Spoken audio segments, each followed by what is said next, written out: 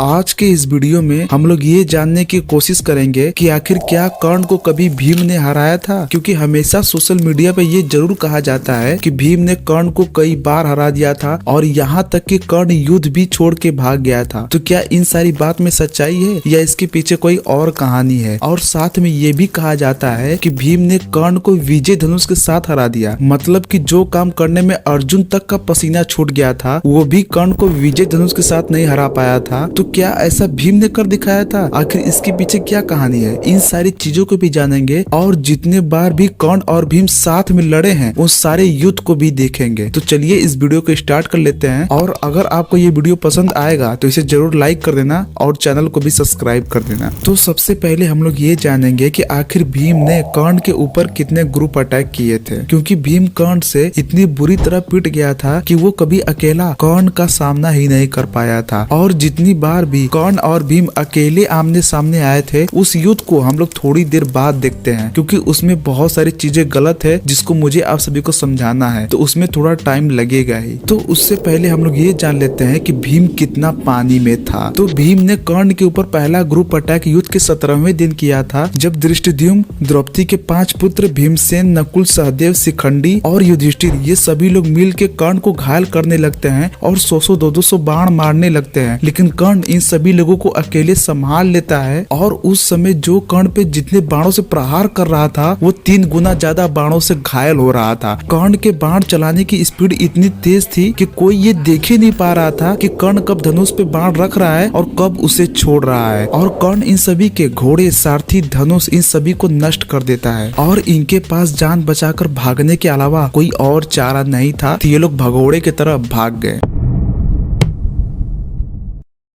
अब दूसरे group attack को देखते हैं जो भीम ने कर्ण के ऊपर किया था। सात्यकी, युयुत्सु, धृष्टद्युम्न, शिखंडी, द्रौपदी के 5 पुत्र भीमसेन, शिशुपाल के पुत्र कौशला और अन्य 20-25 महारथी कर्ण को चारों तरफ से घेर लेते हैं और भांति भांति प्रकार के अस्त्र छोड़ने लगते हैं। जब कर्ण अपने आप को इन सब से घिरा हुआ पाया तो उसने ब्रह्मास्त्र का छोटा रूप प्रकट किया और इन सभी को मार भगाया। और ये लोग कर्ण के क्रोध में कैसे भस्म हो गए ये देखने तक का भी मौका नहीं मिला।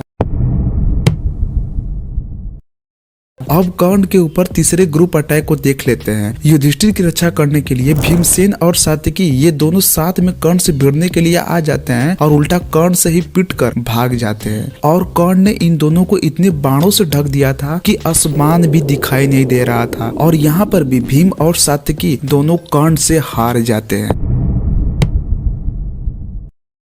अब चौथे ग्रुप अटैक को देखते हैं। इस समय भीम अपने साथ पंचाल, छेदी और कैकेयी को लेकर आता है और उस समय कर्ण कुंती के वचन के कारण भीम को छोड़ के सभी को मौत के घाट उतार देता है। यानी कि यहाँ पर भी केवल कुंती के वचन के कारण भीम बचता है, बाकी सब मौत के घाट उतर जाते हैं।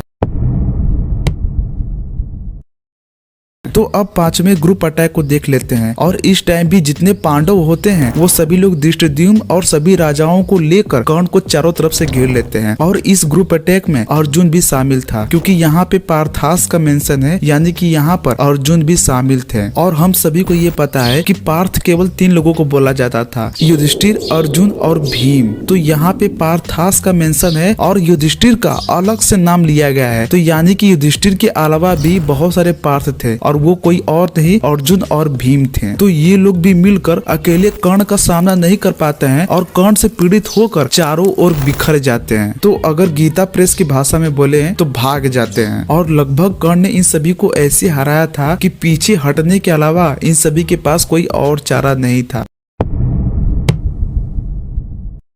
अब छठे ग्रुप अटैक को देखते हैं। युद्ध के 17वें दिन कर्ण पांडव सेना का बहुत भारी मात्रा में विनाश कर रहा था, तभी शिखंडी, भीम, धृष्टद्युम्न, सात्यकी, नकुल, सहदेव, द्रौपदी के 5 पुत्र ये सभी लोग मिलकर कर्ण पे हमला करने लगते हैं। लेकिन एक बार फिर ये लोग कर्ण को रोकने में असफल होते हैं और कर्ण इनको रथहीन कर देता है और इनके सारथी, घोड़े, धनुष सभी को काट कर असहाय कर देता है। और इन लोगों के पास भागने के अलावा कोई और दूसरा चारा नहीं था।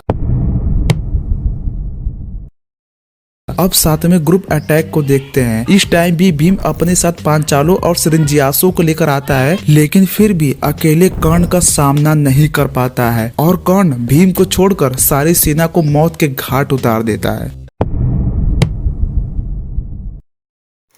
तो जैसा कि आप सभी लोगों ने देख लिया कि भीम एक ऐसा योद्धा था जिसने कर्ण के ऊपर 7 से ज्यादा बार ग्रुप अटैक किया था, लेकिन फिर भी कर्ण का बाल तक भी नहीं उखाड़ पाया। और मुझे ये भी समझ में नहीं आता है कि लोग कर्ण को भीम से कंपेयर ही क्यों करते हैं। और यहाँ तक कि कर्ण के पुत्र वृषसेन ने ही भीम और नकुल को साथ में हरा दिया था। तो आप ही लोग सोचो, जब कर्ण का पुत्र ये कर सकता है तो कर्ण इन सब का क्या क्या नहीं कर सकता है। और जितने बार भी महाभारत में ये उल्लेख मिलता है कि भीम से डर के कर्ण भाग गया था, कि भीम ने कई बार कर्ण को रथहीन कर दिया था, तो भाई इसको भी हम लोग जानेंगे कि आखिर इसके पीछे कहानी क्या है। और जो लोग भी कर्ण को डिफेम करते हैं वो गीता प्रेस का ही स्टेटमेंट दिखा के ये साबित करते हैं कि कर्ण भगोड़ा था और वो भीम से डर के भाग गया था। तो इसीलिए जितने बार भी कर्ण और भीम आमने सामने आए हैं वो भी अकेले, तो उस युद्ध को हम लोग देखेंगे और जितने भी प्रूफ होंगे वो गीता प्रेस से ही होंगे, ताकि जितने लोगों का गलत फहमी है वो यहाँ से बिल्कुल ही दूर हो जाए, फिर वो 2 कौड़ी के क्लेम कर्ण के ऊपर ना उठा पाए। और युद्ध की तरफ जाने से पहले ही आप सभी को ये बताना चाहता हूँ कि घटोत्कच वध से पहले जितने बार भी कर्ण और भीम साथ में आए हैं उस समय कर्ण का पावर आधा रहता है, क्योंकि भगवान श्री कृष्ण ने कर्ण के ऊपर माया कर दिया था ताकि वो अर्जुन पे वास्तविक शक्ति ना चला पाए। तभी तो आप लोग देखो ना, घटोत्कच वध के बाद भीम अपने साथ 10-20 नमूनों को भी साथ में लेकर आता था, तब भी अकेला कर्ण का कुछ भी नहीं उखाड़ पाता था। लेकिन उससे पहले वो कर्ण को बहुत बार रथहीन करने में कामयाब हो जाता था, वो आप सभी को आगे पता चलेगा। तो यानी कि घटोत्कच वध से पहले जितने बार भी कर्ण और भीम आमने सामने आए हैं कर्ण का पावर उस समय आधा ही था, लेकिन फिर भी वो कर्ण का कुछ उखाड़ नहीं पाता था। कहीं पे ये लिखा गया है कि भीम ने कर्ण को टक्कर दिया था, वो इसलिए दिया था क्योंकि कर्ण कुंती के वचन के कारण भीम पे कमजोर प्रहार करते थे, लेकिन भीम अपना पुराना दुश्मनी याद करके एकदम मजबूत प्रहार करता था और जोरदार प्रहार करता था। तो चलिए अब हम लोग कर्ण और भीम के युद्ध को देख लेते हैं। तो जब कर्ण और भीम पहली बार आमने सामने आते हैं तो पहली बार में ही भीम कर्ण को रथहीन करने में कामयाब हो जाता है और कर्ण तुरंत ही उस रथ को छोड़ के अपने पुत्र वृषसेन के रथ पे तुरंत चढ़ जाता है। लेकिन संजय यहीं पे कर्ण का तुरंत हार बता देते हैं। लेकिन भाई रथ टूटना कहीं पे भी हार नहीं लिखा गया है, और कर्ण का केवल रथ ही टूटा है ना, वो तो भाई दूसरे रथ पे जाकर युद्ध को कंटिन्यू कर रहा है। तो भाई ये हार उसका कैसे हुआ? अगर वो युद्ध को छोड़ के भागता तब आप उसको हार बता सकते हो, लेकिन जब वो उसने युद्ध ही नहीं छोड़ा तो ये हार कैसा हुआ? और अगर रथ टूटना हार ही होता है तो भाई अर्जुन के बहुत सारे हार को तो उसके रथ ने ही बचा लिया, क्योंकि उसका रथ तो दिव्य था इसलिए वो टूटा नहीं। लेकिन उस दिव्य रथ को भी कर्ण ने अपने अस्त्रों से नष्ट कर दिया था, लेकिन श्री कृष्ण के माया की वजह से वो रथ सही सलामत था कुरुक्षेत्र के युद्ध में। इसका मतलब यह है कि रथ टूटने को कहीं भी हार नहीं बताया गया है, लेकिन अगर रथ टूटने के बाद अगर आप भाग जाते हो तो उसको आप हार बता सकते हो। अब आगे देखते हैं। दुर्योधन जब कर्ण के लिए रथ प्रस्तुत करता है तब कर्ण और भीम का फिर से युद्ध स्टार्ट हो जाता है, और कर्ण कुंती के वचन के कारण भीम पे कमजोर प्रहार कर रहा था, लेकिन भीम अपनी पुरानी दुश्मनी याद करके मजबूत प्रहार करता था। लेकिन इसके बावजूद भी कर्ण ने भीम को इतना पीट दिया था कि उसका शरीर पूरा खून से भीग गया था। और कर्ण के इस कर्म को देखकर भीम बहुत क्रोधित हो जाता है और फिर एक बार कर्ण को रथहीन करने में कामयाब हो जाता है और उसके घोड़े सारथी सभी को मार डालता है। और यहाँ पर संजय ने ये बता दिया है कि कर्ण तो डर के भाग गया था। मतलब कि आप लोग सोच सकते हो, इसी सारे रेफरेंस को दिखाकर लोग कर्ण को डिफेम करते रहते हैं और ये कहते हैं कि भाई कर्ण तो भगोड़ा था, वो तो भीम से ही डर के भाग गया था। लेकिन उसके तुरंत बाद वाले ही रेफरेंस में ये बताया गया है कि कर्ण तुरंत दूसरे रथ पे आता है और भीम से युद्ध करने लगता है। अब मुझे कोई ये बताओ कि जब ये युद्ध कंटिन्यू है तो ये कर्ण का हार कैसे हुआ? और संजय ने इसको पहले ही हार बता दिया और ये बताया कि कर्ण तो भाग गया था। लेकिन यहाँ पर बात यह है कि कर्ण ने केवल अपने रथ को एक्सचेंज किया था, और रथ टूटना तो कभी हार होता ही नहीं है। ये मैंने आप सभी को ग्रुप अटैक में भी बता दिया था जो भीम ने कर्ण के ऊपर किया था, और आगे भी आप सभी को पता चलेगा कि जब भीम का रथ टूटा तो संजय ने उसको हार बताया या नहीं बताया। और लोगों को ये लगता है कि ये भीम और कर्ण का अलग अलग युद्ध है, लेकिन ये युद्ध सेम टाइम पे चल रहा है जिसमें भीम कर्ण को कई बार रथहीन कर रहा है, लेकिन कर्ण दोबारा रथ एक्सचेंज करके फिर से भीम से युद्ध कर रहा है। लेकिन कर्ण के सामने भीम को मजबूत दिखाने के लिए इसको अलग अलग स्प्लिट कर दिया गया है ताकि ये अलग अलग युद्ध लगे, लेकिन ये एक ही युद्ध है जिसमें कर्ण अलग अलग रथ पे चढ़ के युद्ध को कंटिन्यू रख रहा है। अब आगे देखते हैं। रथ बदलने के बाद कर्ण भीम पे फिर से हमला करता है और अपना परिचय देते हुए भीम को बहुत ही बुरी तरीके से घायल कर देता है। लेकिन इस बार भी भीम अपने काम में सफल हो जाता है और कर्ण को दोबारा रथहीन करने में कामयाब हो जाता है, और कर्ण के सारथी घोड़े धनुष सभी को नष्ट कर देता है। और यहाँ पर दुर्योधन कर्ण की मदद के लिए अपने भाई दुर्जय को भेजता है कि जाओ तुम कर्ण की मदद करो, लेकिन कर्ण की मदद करते करते दुर्जय भी मारा जाता है। लेकिन यहाँ पे शॉकिंग बात यह है कि भाई दुर्जय नाम का कोई दुर्योधन का भाई था ही नहीं, तो भाई उसे तुमने भेज कैसे दिया? तो इसका मतलब यह है कि यहाँ पे दुर्जय को मारने वाली बात पूरी तरीके से फेक है, ये केवल कर्ण को डिफेम करने के लिए डाला गया है। और फिर से यहाँ पे संजय ने कर्ण को रथ टूटने को ही हार बता दिया, लेकिन कर्ण ने इस युद्ध को कंटिन्यू भी रखा है। तो भाई ये हार कैसे हुआ? और कर्ण तुरंत ही दूसरे रथ पे जाकर भीम पे फिर से हमला कर देता है, लेकिन इस बार भी भीम अपने काम में सफल हो जाता है और कर्ण को दोबारा रथहीन करने में कामयाब हो जाता है। दुर्मुख के ही रथ पे बैठ युद्ध को कंटिन्यू रखता है, लेकिन इस बार भी भीम अपने काम में सफल हो जाता है और कर्ण को दोबारा रथहीन करने में कामयाब हो जाता है। और यहाँ पर ये गीता प्रेस में तुरंत स्टेटमेंट लिख दिया जाता है कि कर्ण वहाँ से भाग निकला। मतलब कि यार सच में, मतलब कि कर्ण जब दोबारा भीम से युद्ध करने आ ही रहा है दूसरे रथ पर, तो भाई ये हार कैसे हो गया? अगर वहाँ से भाग जाता और युद्ध करने नहीं आता तब ये उसका हार होता। कर्ण के रथ टूटने पे कर्ण दोबारा दूसरा रथ लेके भीम पे हमला कर देता है। मतलब कि संजय ने ये कसम खा के रखा है कि कर्ण को कैसे भी करके डिफेम करना ही है। तो चलिए अब आगे बढ़ते हैं। भीम जब दुर्योधन के भाइयों से लड़ रहा था तो फिर उसके बाद कर्ण तुरंत ही दूसरे रथ पे आता है। फिर उसके बाद तुरंत ही भीम और कर्ण का युद्ध होने लगता है, लेकिन इस बार भी भीम कर्ण को घायल करने में कामयाब हो जाता है। लेकिन यहाँ पे फिर संजय ने ये स्टेटमेंट दे दिया कि कर्ण वहाँ से भाग निकला। लेकिन इसके अगले वाले ही रेफरेंस में हमें ये देखने के लिए मिलता है कि दुर्योधन के भाइयों का बदला लेने के लिए कर्ण दोबारा रथ पे चढ़ के आता है। तो अगर ये युद्ध कंटिन्यू ही है तो भाई ये हार फिर से कैसे हो गया? और कर्ण भागा नहीं था, वो दोबारा तुरंत ही युद्ध करने के लिए आता है। तो भाई लोग ये था कर्ण और भीम का पहला युद्ध, जिसमें भीम कर्ण पे भारी था और वो कर्ण को कई बार रथहीन करने में कामयाब हो गया था। लेकिन ये मत सोच लेना कि भीम जो है बहुत ही बड़ा ताकतवर था इसलिए उसने कर्ण को हरा दिया था। भाई इसमें थोड़ा सा भी सच्चाई नहीं है। भीम अगर कर्ण को रथहीन करने में कामयाब हो रहा था तो केवल कुंती के वचन के कारण और श्री कृष्ण के माया के कारण, क्योंकि भगवान श्री कृष्ण ने भी कर्ण के ऊपर मोह कर दिया था ताकि उसको बहुत सारे अस्त्र याद ही नहीं थे। तो भीम कर्ण पे भारी पड़ा ये केवल कर्ण के ही दया के वजह से और कुंती के वचन के वजह से। जैसे कि मैंने आप सभी को ग्रुप अटैक वाला तो बताया ही था, तो समझ लो वही चीज है। तो अब भीम और कर्ण के दूसरे बैटल को देख लेते हैं। दुर्योधन के 7 भाइयों को भीम मार देता है, तो उन्हीं सब का बदला लेने के लिए कर्ण दोबारा दूसरे रथ पे भीम पे हमला कर देता है। और कर्ण इस बार ये सोचता है कि भीम को मजा चखाना ही पड़ेगा और इसको हरा के ये बताना पड़ेगा कि तुमको अपने औकात में रहना पड़ेगा। और उससे पहले आप सभी को ये बताना चाहता हूँ कि जो यहाँ पे भीम ने 7 भाइयों को मारा था दुर्योधन के, उसमें से 2 भाई ऐसे थे जो कि दुर्योधन के कभी भाई थे ही नहीं, उनका महाभारत में कहीं मेंशन ही नहीं है। जैसे कि दुर्जय था जिसको भीम ने मारा था, वो वाली बात फेक है। तो वैसे ही यहाँ पर भी 2 भाई ऐसे हैं जिनको भीम ने मारा था, लेकिन ये दुर्योधन के भाई थे ही नहीं, यानी कि यहाँ पर भी दुर्योधन के भाइयों को मारने वाली बात फेक है। अब आगे देखते हैं। भीम को ना छोड़ते हुए कर्ण तुरंत ही भीम को रथहीन कर देता है और उसके सारथी घोड़े धनुष सभी को नष्ट कर देता है। और रथ टूटने के बाद भीम तुरंत ही कर्ण के रथ पे कूद जाता है और उसके धनुष को भी तोड़ देता है। फिर उसके बाद कर्ण तुरंत ही हंसने लगता है और वो तुरंत दूसरा धनुष उठाता है और भीम को तुरंत ही घायल कर देता है। अब भीम के पूरे अस्त्र शस्त्र पूरे नष्ट हो गए थे, तो वो अब कैसे भी करके अपनी जान बचाना चाहता था, तो वो मरे हुए हाथियों के पीछे जाकर छुप गया। और यहाँ पर संजय ने भीम को हनुमान जी से कंपेयर किया है। मतलब आप लोग समझ सकते हो कि कैसा कैसा महाभारत में मिलावट किया जाता है। फिर कर्ण उन हाथियों के टुकड़े टुकड़े कर देते हैं और भीम को फिर से घायल करने लगते हैं। लेकिन भीम फिर मरे हुए हाथियों को कर्ण के ऊपर लगातार फेंकने लगता है, लेकिन कर्ण उनको भी नष्ट कर देते हैं। और उस समय धरती पे जो भी वस्तु पड़ी थी उन सभी को उठाकर कर्ण के ऊपर फेंकने लगे, लेकिन कर्ण ने उन सभी को नष्ट कर दिया। और यहाँ पर संजय ये बोलते हैं कि भीम अपने मुट्ठी से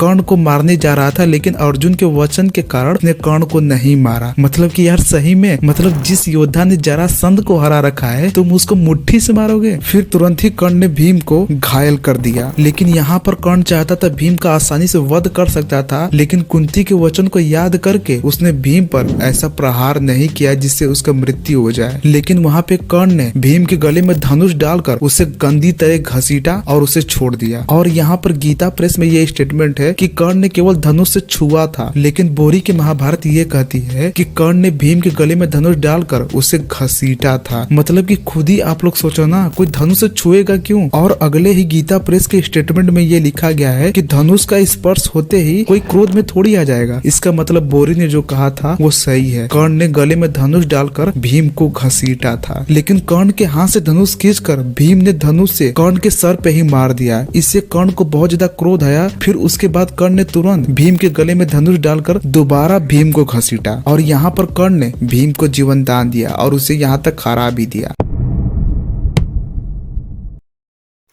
अब हम लोग तीसरे युद्ध को देखते हैं। इस बार सावधानी से भीम कर्ण पे हमला करता है और इन लोगों का युद्ध थोड़ी देर चलता है, लेकिन इस बार भी भीम कर्ण को रोकने में असमर्थ हो जाता है और इस बार भी कर्ण उसके सारथी, घोड़े, धनुष सभी को नष्ट कर देता है और भीम तुरंत ही नकुल के रथ पे चढ़ के वहाँ से भाग जाता है। और जब नकुल के रथ पे चढ़ के भीम भाग जाता है तब संजय भीम को लायन से कंपेयर करते हैं, मतलब कि जब कर्ण का रथ टूटा तो वो कर्ण का हार हो गया, लेकिन यहाँ पर जब भीम का रथ टूटा तो भाई वो शेर की तरह हो गया। मतलब कि दोगलेपन का हद होता है यार। मतलब कर्ण को डिफेम करने के लिए क्या क्या करना पड़ रहा है। अब जैसे कि यहाँ पर भी भीम का केवल रथ ही नष्ट हुआ है, लेकिन फिर भी मैं इसको भीम का हार क्यों बता रहा हूँ, क्योंकि भाई भीम तो यहाँ से भाग गया और दोबारा कर्ण से युद्ध करने नहीं आया। अब चौथे युद्ध को देख लेते हैं। कर्ण अपने पुत्र का रक्षा करने के लिए बीच युद्ध में कूद पड़ता है और भीम और कर्ण का फिर से युद्ध होने लगता है, लेकिन इस बार भी भीम कर्ण को रोकने में असमर्थ हो जाता है और कर्ण भीम के रथ, घोड़े, सारथी और धनुष को सभी को नष्ट कर देता है। और अब हम लोग कर्ण और भीम के पांचवें युद्ध को देख लेते हैं और इस बार भीम कर्ण पे भारी पड़ जाता है और वो कर्ण को बेहोश करने में कामयाब हो जाता है और कर्ण मूर्छित होकर रथ पे ही गिर जाता है। फिर शल्य कर्ण को एक सेफ स्थान पे लेके चला जाता है, लेकिन इसको भी हम लोग हार नहीं मान सकते क्योंकि बहुत सारी ऐसी घटनाएं महाभारत में ही हुई है, लेकिन इसको कभी भी हार नहीं बताया गया है। जैसे कि भगवान परशुराम और भीष्म का युद्ध हुआ था, उसमें भी भीष्म मूर्छित हो गए, लेकिन उनके सारथी ने भीष्म को सेफ स्थान पे लेके चले गए थे। जब उनको होश आया तो वो दोबारा युद्ध के लिए आ गए। तो वही सेम चीज यहाँ पर भी हुआ है। कर्ण यहाँ पे मूर्छित हो गए थे तो शल्य ने कर्ण को एक सेफ स्थान पे लेके चले गए, लेकिन ये कर्ण का बिल्कुल भी हार नहीं है। और होश में आने के बाद कर्ण जब दोबारा युद्ध करने चला ही गया तो ये उसका हार कैसे हो सकता है, लेकिन संजय ने इसको फिर से हार बता दिया, लेकिन ये कर्ण का हार नहीं है। और कर्ण जैसे ही होश में आकर भीम से युद्ध करने के लिए जाता है और युद्ध में जाता ही कर्ण तुरंत ही भीम को रथहीन कर देता है और उसके सारथी, घोड़े, हाथी सभी को नष्ट कर देता है। और रथहीन होने के बाद भीम गदा लेकर दूसरे रथ पे चढ़ जाता है और हाथियों को मारता हुआ वहाँ से भाग जाता है। और भागा यहाँ पे भीम भी है, लेकिन क्या संजय ने इसको यहाँ पे भगोड़ा बोला? और इसी युद्ध को दिखाकर लोग ये बोलते हैं कि कर्ण विजय धनुष के साथ हार गया। और इन लोगों की जानकारी के लिए मैं ये बताना चाहता हूँ कि कर्ण ने विजय धनुष का उपयोग भार्गवास्त्र चलाते समय ही किया था, जैसे कि हम सभी को इस स्टेटमेंट में देखने के लिए मिलता है कि कर्ण अपने विजय नामक श्रेष्ठ धनुष को लेकर उस पे प्रत्यंचा चढ़ाई। यहाँ पे लिखा गया प्रत्यंचा चढ़ाया। आप बिना प्रत्यंचा के किसी से युद्ध नहीं कर सकते हो, यानी कि इस युद्ध में कर्ण ने विजय धनुष को धारण नहीं किया था। और यानी कि इस स्टेटमेंट से ये साबित हो जाता है कि कर्ण ने विजय धनुष का यूज केवल भार्गवास्त्र चलाते समय ही किया था। मतलब कि आप लोग खुद ही सोचो ना, कर्ण को विजय धनुष के साथ हराने में अर्जुन का पसीना छूट गया। मतलब उनसे भी ये काम नहीं हो रहा था और ये भगोड़ा भीम ये काम करेगा? मतलब कि आप इसको इमेजिन भी नहीं कर सकते हो। तो भाई लोग कर्ण और भीम आमने सामने 13 बार आए थे, जिसमें से लगभग 11 बार कर्ण ने भीम को जीता और उसको एकदम बुरी तरह हराया। मतलब कि चाहता तो वो उसका वध कर सकता था, लेकिन कर्ण ने कुंती के वचन ऐसा नहीं किया। और बाकी के 2 युद्धों में भीम भारी था क्योंकि उसने कई बार कर्ण को रथहीन किया था और उसको मूर्छित भी कर दिया था। लेकिन इसको हम लोग कर्ण का हार नहीं बोल सकते क्योंकि ऐसी घटनाएं महाभारत में कई बार घटी गई हैं, लेकिन इसको हार नहीं बताया गया है। लेकिन हम लोग ये बोल सकते हैं कि 2 बार भीम कर्ण पे भारी थे, वो भी कुंती के वचन के कारण। तो भाई लोग, अगर ये वीडियो आप सभी को अच्छा लगा तो इस वीडियो को लाइक कर देना और चैनल को भी सब्सक्राइब कर देना। और मैंने द्रौपदी वस्त्र हरण के ऊपर एक वीडियो बना के रखा है, वो आप सभी को स्क्रीन पे दिख रहा होगा। आप वहाँ पे पहुंचिए, मैं आपसे वहीं मिलता हूँ।